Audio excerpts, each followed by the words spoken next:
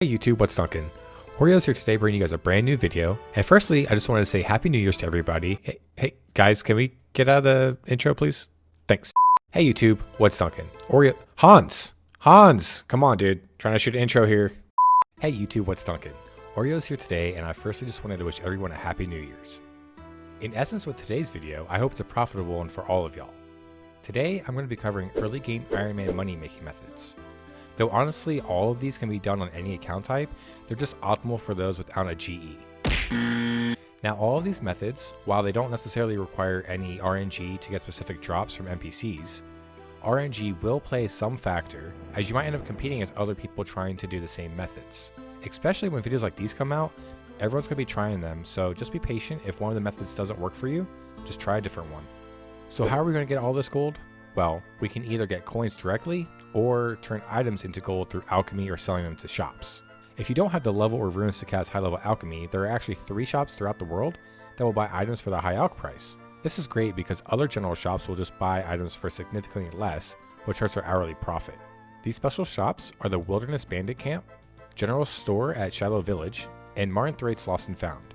The Wilderness Bandit Camp has 0 requirements to access a shop, though you really should have protection immediately since it's surrounded by aggressive bandits in a multi-combat zone.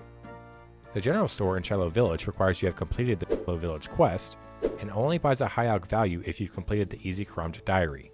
And Martin Thrait in the Rogue's Den is only accessible if you have 50 thieving and agility.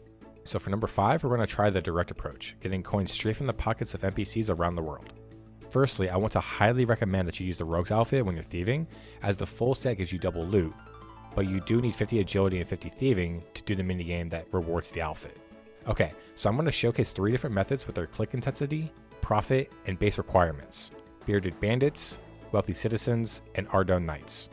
Starting off with Bearded Bandits, you can find these guys hanging around Polonevich. With 45 thieving and completion of the feud quest, equip a blackjack and lure a bandit into a house and beat them up and take their money. Why you bully me? This is a pretty click intensive method, but you can get around 60,000 coins an hour without the Rogue's outfit, or 120,000 coins an hour with it. I recommend to use the house in the northeast of the city in case you mess up and actually start combat. You can reset the bandit by going up the ladder and just coming back down.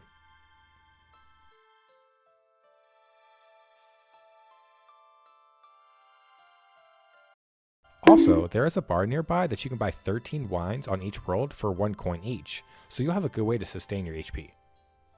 Next up is Wealthy Citizens.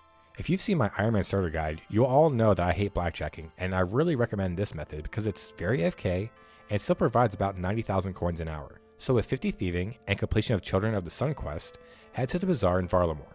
Here, you can wait for a kid to cause a distraction and then pickpocket the citizens without failure and automatically for 20 seconds. Now while we do get coins here, we're actually after house keys. We can loot valuables locked behind 3 houses in the city and then turn the valuables in for cash. Please note that the Rogue's outfit will work when getting keys, but doesn't work when stealing from the houses. So whenever you have some keys, look at each of the 3 houses to find which one has the door shut. Then just let yourself in and start searching the chests. Every now and then there'll be a searchable with an arrow over top of it, and if you click it in time, you'll get a bonus 14 valuables. Or if you want to, you just AFK the whole time. Just make sure to watch out for the whistle to let you know that the owner's coming back home so you can sneak out the window. Otherwise, you'll get caught and lose all your loot. Speaking of loot, once you're done, you can head over to Oriana near the bank and trade in your valuables for 55 coins each. Okay, lastly is Ardone Knights. With 55 thieving, we can pickpocket these guys with moderate click intensity and AFK-ness, as long as the knight is set up properly. What you can do is hop rolls until you find someone splashing on a knight in the bank, and then you just click away until your coin pouches need emptied out. This is less click intensive than blackjacking, but obviously we need to pay a little bit more attention than in Varlamore, so why would anyone want to do this? Well, unlike the last 2 methods, we can actually boost our profit by utilizing dodgy necklaces, which are made by enchanting an opal necklace, and Shadow Veil from the Arceus spellbook. Dodgy necklaces will give us a 25% chance to avoid being stunned while pickpocketing, and Shadow Veil gives us 15%. Using both of them together will give us a 36% chance to not be stunned, so we can range from 70 to 130,000 coins an hour. Number 4, we have a pyramid scheme. Here we're going to use our agility level to get an artifact that we can trade into a guy named Simon Templeton for 10,000 coins each, and we can expect to get about 150,000 coins an hour here. While this method can be started as low as 30 agility, because of the fail rates, it's recommended to start at 60 agility. And by this time, you should already have full graceful, which will be very beneficial. So in your inventory, bring some water skins and food, and then head south of Polynevich.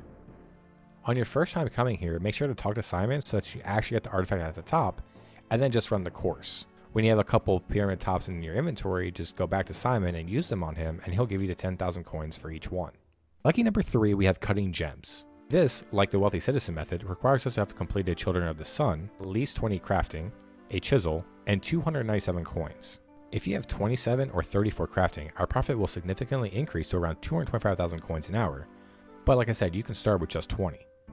Head over to Varlamore and go towards the coast, then pay Antonia 20 coins to travel to Alderaan. Once you get off the boat, head to the gem store, and we can buy some uncut sapphires, emeralds, and rubies. We can buy the entire stockpile for 277 coins, then cut the gems to sell them back for a whopping 1,887 coins. Now at number 2, we have a method that was released with Varlamore Part 2. This, like the wealthy citizen method, requires us to have completed Children of the Sun, and like the gem cutting method, we need to have 20 coins so we can sail to Alderaan. Now in order for us to get up to 290,000 coins an hour, all we have to do is head over to the Hunters Guild, climb 2 ladders, and then we'll see some eclipsed red wine on the ground.